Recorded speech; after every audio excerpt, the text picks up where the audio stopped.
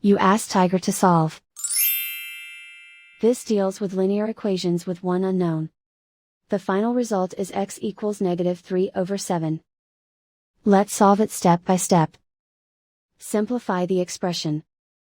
Expand the parentheses. Simplify the arithmetic. Expand the parentheses. Multiply the coefficients.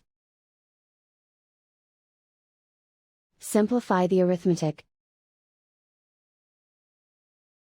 Group like terms. Simplify the arithmetic.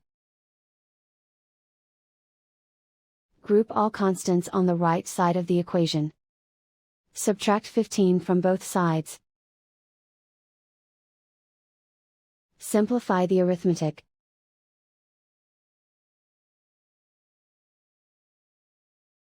Isolate the L. Divide both sides by 35.